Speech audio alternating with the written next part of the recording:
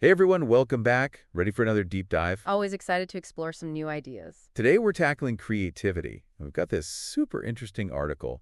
Really digs into why it's so important. Not just for artists, right? Exactly. We're talking about creativity as this essential skill for everyone. Love that. Because it really is. Yeah, and it's something me as learners can always benefit from. Always developing. So first things first, this article straight up challenges the idea that creativity is only for artists. The Right, stereotypical. the painter, the musician. Yes, this article says, nope, creativity is way more than that. It's like a fundamental human ability. Right. And it's crucial for just about every area of life. So one of the big points the article makes is how creativity is like this problem-solving superpower. Oh, yeah, totally. Think about it. We face problems every single day, big and small. Right, from, ugh, what am I making for dinner to, oh no, my car just broke down. And in those moments, a creative mindset can make all the difference.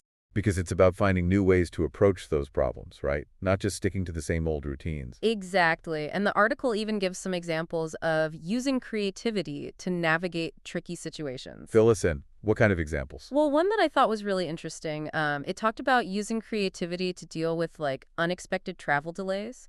Imagine you're stuck in a massive traffic jam. Oof, the worst. Right, but instead of just sitting there fuming and getting more and more stressed, a creative thinker might use a navigation app to find a backroad detour. Oh, that's clever. Turn a frustrating delay into a little adventure. Exactly. And maybe they discover a cool new cafe they never would have found otherwise. See, creativity to the rescue. And that ties into another key point the article makes about how being creative makes us more adaptable. Which in today's world is essential, right? Absolutely. Everything's changing so fast, technology, the job market, even the way we communicate. If you're not comfortable with new ideas and new ways of doing things, you're going to get left behind.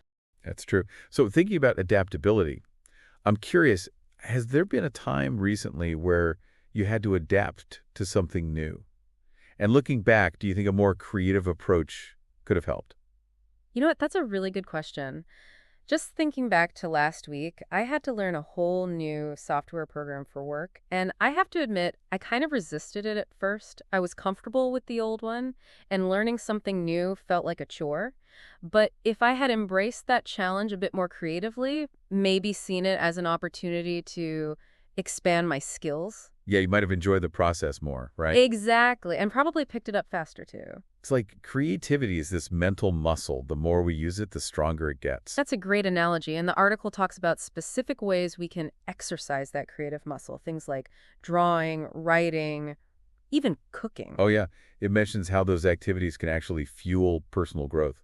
Because when you're creating something, even if it's just a simple sketch or a new recipe, you're engaging different parts of your brain, pushing yourself to think outside the box. It's like mental exercise, right? Exactly. It strengthens our minds, and it also helps us develop emotional intelligence, understanding and managing our emotions. So maybe that pottery class I've been thinking about isn't just a hobby, it's brain training.